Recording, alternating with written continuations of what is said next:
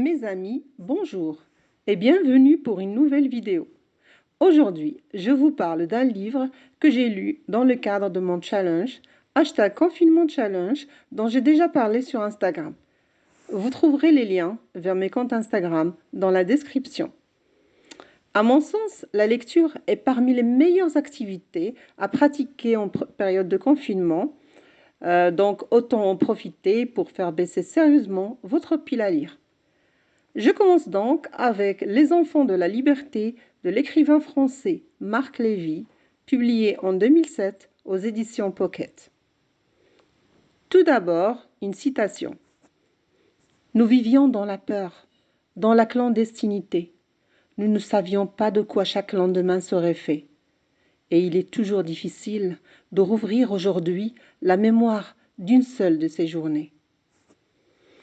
Cet opus fait partie des romans de guerre, puisque Marc Lévy y raconte des événements en rapport avec la résistance 40-45. En fait, il s'agit de la biographie de son père et de son oncle, juif résistant, actif dans la brigade de Marcel Langer, du FTP Moi toulousain. Autrement dit, le franc-tireur et partisan, main-d'œuvre immigrée. Le père de l'auteur se fait appeler Jeannot, mais son vrai nom est Raymond Lévy, résistant qui deviendra aussi écrivain par la suite.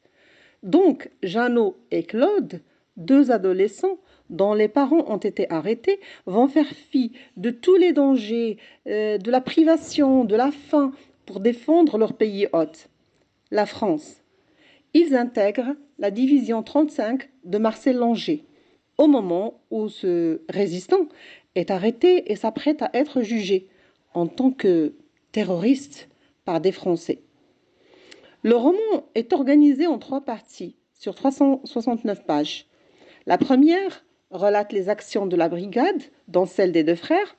La deuxième partie raconte leur vie en prison et la dernière, leur déportation. Ce roman se présente comme une lettre que l'auteur écrit à sa femme pour lui raconter le combat de son père, de son oncle et de leurs compagnons d'armes.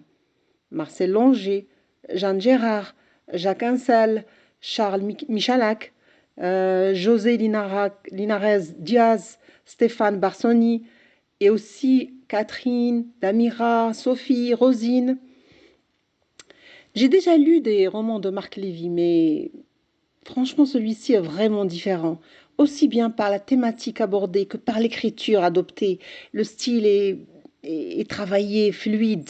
L'histoire racontée est tellement prenante que je n'ai pas pu lâcher mon livre avant de l'avoir terminé. Et j'ai été choquée par certains comportements, par des comportements violents, notamment ceux des collabos et de la milice, des vrais tortionnaires.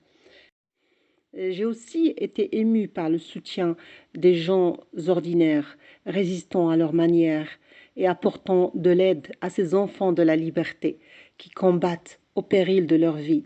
Du fond de leur désespoir, ces jeunes juifs, polonais, espagnols, portugais, hongrois, français dans leur cœur avant tout, se sont accrochés afin que renaisse l'espoir d'un pays libre, libéré du nazisme. Pour précision, Marc Lévy ignorait l'histoire de son père et de son oncle, Raymond et Claude Lévy, parce qu'on la lui a tout simplement cachée. Il ignorait leur engagement dans le groupe de résistance, la brigade FTP Moi Marcel Langer de Toulouse, jusqu'au jour où un ministre a décoré son père avec d'autres anciens résistants. Même alors, le père de Marc va refuser de donner des explications. L'auteur devra donc mener l'enquête et constituer une documentation. Il sera aidé par des résistants survivants et par sa mère, qui interrogeait finement le père pour ramener l'info ou le détail manquant.